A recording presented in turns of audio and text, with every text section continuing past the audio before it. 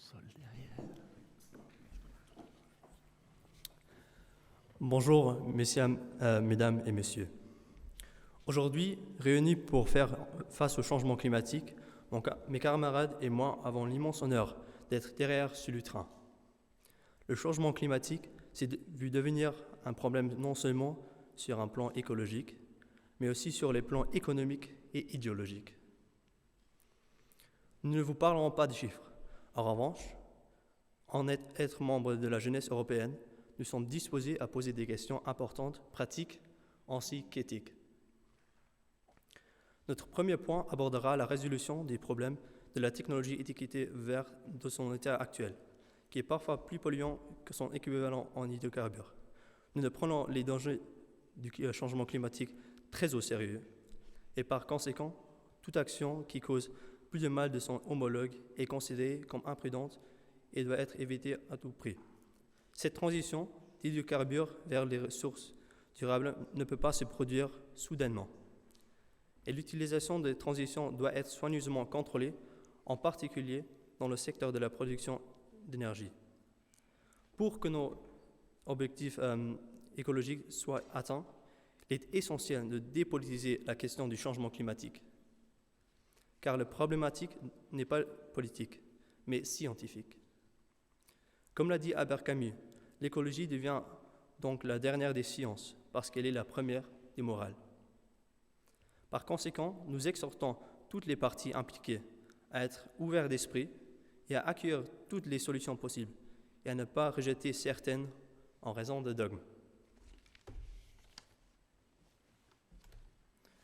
Actuellement, nous avons créé une dichotomie entre l'efficacité économique et la préservation de l'environnement.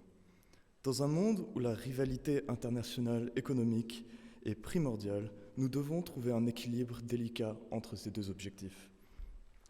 Comment pouvons-nous garder notre économie européenne établie si, dans cette économie globale hautement compétitive, nous sommes les seuls à véridiquement se battre pour la planète, entraînant un sacrifice économique?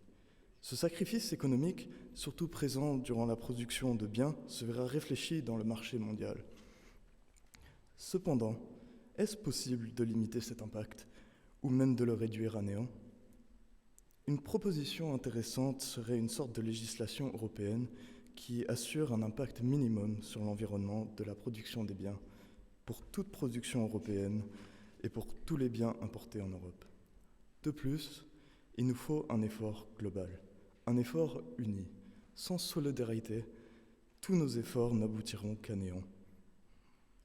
Auparavant négligé, l'impact de la guerre sur l'environnement prend dans le monde d'aujourd'hui une tournure majeure, telle que dans les conflits comme l'Indonésie en Papouasie, en Moyen-Orient ou encore en Ukraine. Quel est l'impact de ces conflits sur l'environnement? Évidemment, lors d'un conflit d'une telle envergure, l'environnement est sans doute négligé par les parties impliquées. Toutefois, si, contre toute attente, une nation garde l'environnement en priorité lors de son implication dans un conflit, que doit-elle faire si ce n'est pas le cas chez les autres parties? Présentée avec plusieurs choix, un seulement doit être choisi. Doit-elle essayer de vaincre en redoublant d'efforts sur le plan environnemental afin de compenser pour les dégâts de ce sacrifice écologique chez autrui? Ou doit-elle faire de même et sacrifier son respect de l'environnement pour gagner, entre guillemets, rapidement et ensuite réduire radicalement les émissions totales sur le conflit? Toutes ces questions doivent être adressées, mais malheureusement, leurs réponses ne nous sont pas encore connues. Nous, jeunesse d'aujourd'hui, doit veiller impérativement à préserver la planète pour la jeunesse de demain.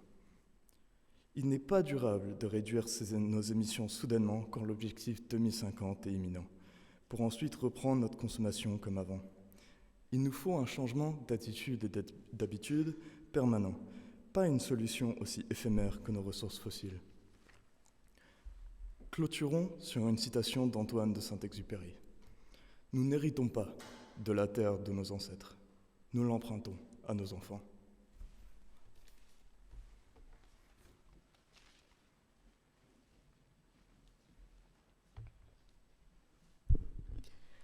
La terre est en feu. et cela sous nos yeux. Jamais a-t-il fait si chaud, sans compter le manque d'eau. Comment pouvons-nous réfléchir à notre futur si le Sud s'enflamme à toute allure? Les ours qui n'ont plus de domicile ou encore les guerres avec missiles. J'ai peur que je meure en toute sueur à cause de cette chaleur. Quand on était enfant, on nous disait toujours qu'on pouvait tout réussir dans la vie si on y croyait. Mais est-ce cela encore vrai? Quand j'allume la télé, je vois le feu. Quand j'ouvre l'application de nouvelles, je vois la guerre. Quand serons-nous enfin en paix? Nous ne voulons plus attendre de mourir, car la nature ne peut plus nous subir. Nous voulons vivre, profiter de notre jeunesse, mais est-ce possible quand on voit ce qui nous attend? Le malheur de la terre, des sociétés en guerre, laissez-nous vivre notre jeunesse au moins encore un peu. Vous nous expliquez que nous sommes la génération qui doit tout changer, mais pourquoi pas vous? Tout le monde sait que plutôt qu'on combat le dérèglement climatique, mieux c'est. Mais alors pourquoi attendez-vous? Vous attendez qu'on repare vos dégâts, mais pourquoi ne vous commencez pas à partir d'un certain moment? Nous ne pouvons plus non plus vous aider. On est en train d'être jeté dans un fleuve qui coule à toute allure alors qu'on essaie de nager contre le flux. Donnez-nous des bateaux pour essayer de combattre ce dérèglement climatique. On nous oblige à prendre les transports publics, ne plus utiliser de plastique, mais savez-vous qui sont les plus gros pollueurs sur Terre? Je vous donne un petit clin d'œil, ce n'est pas nous 5. On enferme les particuliers en oubliant les grosses entreprises, Coca-Cola Inc., Nestlé, Unilever, et tous les autres qui s'amusent à sponsoriser les COP en oubliant qu'ils sont les plus gros pollueurs sur le monde. Vous imaginez cela? Comment laissons-nous cela passer? Ayons vraiment honte. Nous essayons d'améliorer la situation climatique, mais l'argent est plus important. Combien de millionnaires existent-ils dans notre société? Mais maintenant, réfléchissez un peu. Combien de planètes comme cette Terre existent-ils où on peut vivre? Je pense que tout le monde sait la réponse. Nous devons arrêter de courir derrière l'argent quand on parle de notre planète. Oui, on connaît vos pensées, mais les jeunes, ils n'y connaissent rien au monde. Ils ne savent pas comment vivre dans une société sans que leurs parents leur payent tout. En tant que personne unique, nous ne pouvons rien changer. Ce n'est pas si terrible, on a bien réussi à survivre la crise économique de 2009. Et pourtant, on vous dit arrêtez. Ce n'est jamais trop tard pour changer les choses. Créez des lois, prenez le train, intéressez-vous au sujet. Ne restez pas assis dans vos bulles confortables, mais sortez. Commencez à vous engager. Nous ne vous demandons pas beaucoup, mais faites-le s'il vous plaît.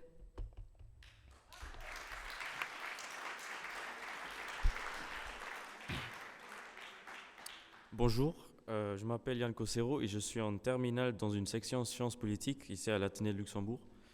En tant que jeune, je suis préoccupé par les effets néfastes sur le climat engendrés par l'activité humaine et pour cette raison, aujourd'hui, je souhaite aborder un sujet crucial qui se situe à l'intersection de l'activité humaine et le changement climatique, la politique. Le mois dernier, le Luxembourg a connu des élections cruciales. Les programmes électoraux des partis ont abordé la question du changement climatique, reflétant ainsi l'importance de cette problématique dans le débat politique. Surtout, un développement durable pour le futur était au cœur de la campagne électorale. Ce qui est essentiel à souligner, c'est que ces élections nous rappellent que nos choix en matière de gouvernance ont un impact direct sur la lutte contre le changement climatique. Cela montre que la prise de conscience grandit quant à l'impact de nos actions sur l'environnement. Cependant, la situation exige plus qu'une simple reconnaissance du problème. Elle exige une réaction immédiate. Les conséquences du changement climatique sont déjà visibles sous la forme de phénomènes météorologiques extrêmes, de montée du niveau de la mer et de perturbations de nos écosystèmes. Pourtant, des solutions existent.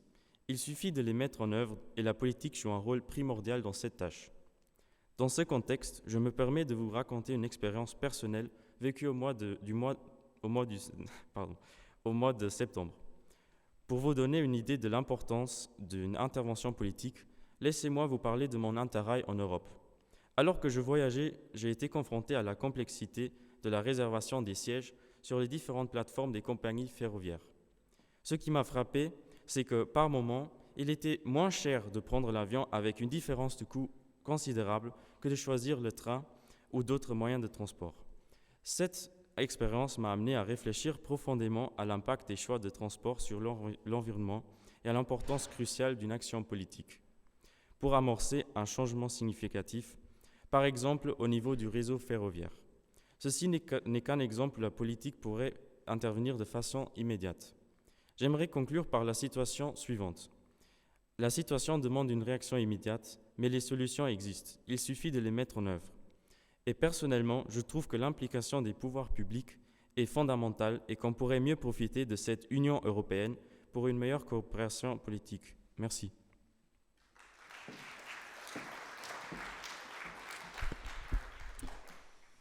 Nous avons peur de l'été et des autres à venir. Cette année encore, le Luxembourg bat un record et a aucune raison de s'en réjouir. Avec 19,8 degrés en moyenne, le mois de juin de 2023 était le mois le plus chaud de jamais être enregistré à la station météo du Findel, soit 3,1 degrés au-dessus de la moyenne. Celui-ci est pour l'heure le deuxième le plus chaud et le deuxième mois le plus sec depuis 1947. Il y a plu très peu, seulement 22% de la quantité normale pour un mois de juin. Autrement dit, la nature et l'agriculture souffrent. Mais non seulement le mois de juin nous témoigne de ce réchauffement comme un mois exceptionnel. Prenons le mois dernier, le septembre. Avec une température moyenne mensuelle de 17,6 degrés, le mois de septembre 2023 était le plus chaud jamais être enregistré et depuis le début des enregistrements en 1947, régulant ainsi le précédent qui était le septembre 2006. Ces records sont presque devenus anodins. Pourtant, la fréquence accourue de ces records atteste du dérèglement climatique de la manière la plus tangible possible. Mais il y a quand même encore plein de gens qui veulent me dire que le dérèglement climatique n'existe pas ou qu'on ne peut rien y changer. En fait, voici les 5 excuses que j'entends le plus souvent.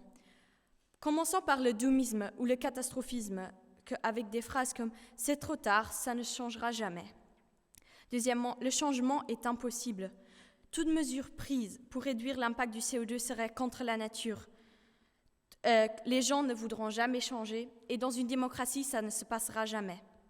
Troisièmement, l'individualisme. La responsabilité incombe à quelqu'un d'autre. Le changement viendra uniquement des individus. À ceci, je réponds avec « There's no such thing as society ». Merci, mais non merci. On ne peut pas demander uniquement aux individus de résoudre un problème systématique. Quatrièmement, le whataboutisme. Ouais, mais la France est qu'1% des émissions alors que les Chinois, faudrait peut-être qu'eux ils changent et après on verra. Ceci est l'argument le plus fréquent. Je suis sûre que tout le monde connaît une personne qui répond ainsi et qui essaye toujours de trouver une excuse. Souvent ce type qui excuse les Chinois de polluer sans comprendre que les Chinois ils polluent pour fabriquer des produits de consommation que nous on consommera. Cinquièmement, l'optimisme technologique. Pas besoin de changement radical. La technologie va nous sauver. L'avion zéro carbone sera là en 2035 et la fusion, elle arrive bientôt, donc pas besoin de s'en soucier. Ces excuses que je viens de citer ne sont pas nouvelles et probablement on va encore continuer de les entendre pendant plusieurs décennies.